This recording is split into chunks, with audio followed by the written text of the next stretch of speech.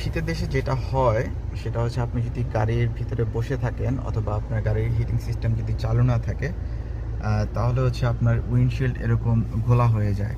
আমি যদি আমার উইন্ডশিল্ডটা ক্লিয়ার করার জন্য চেষ্টা করি তাহলে দেখব যে এখন পর্যন্ত ঘোলা আছে।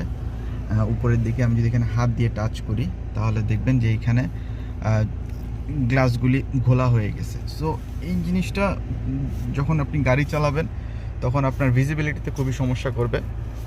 এটা থেকে বাঁচার বা এই জিনিসটা প্রিভেন্ট করার সবচেয়ে শর্টকাট ওয়ে হচ্ছে আপনার গাড়িতে যে এরকম একটা বাটন থাকে, এটা সব গাড়িতেই থাকে। যেমন আমার গাড়িতে এখানে আছে, এটা হচ্ছে উইন্ডশিল্ডে আপনার হিটেড যে বাতাসটা সেটা দেওয়ার জন্য।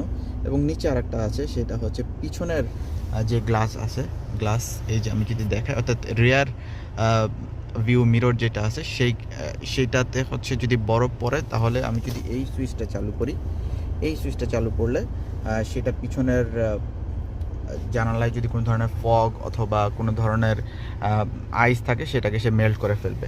সেম জিনিস হচ্ছে আমার এইখানে জানালার সুইচের ক্ষেত্রেও আছে। এখানে আমি যদি এখানে সেটিংটা দিয়ে রাখি তাহলে হচ্ছে জানালাতে যদি কোনো আমার গ্লাসে যদি কোনো ধরনের বরফ জমে থাকে সেটা অটোমেটিক গলে যাবে। সো গাড়ি চালানোর সময় এই বাটনগুলি অন করে রাখবেন যদি আপনি শীতের দেশে থাকেন।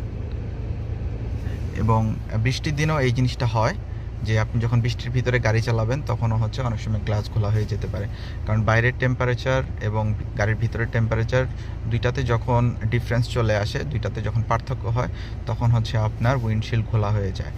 সো সেফলি গাড়ি চালানোর জন্য অবশ্যই আপনার উইন্ডশিল্ডকে ডিফগ করে নেবেন।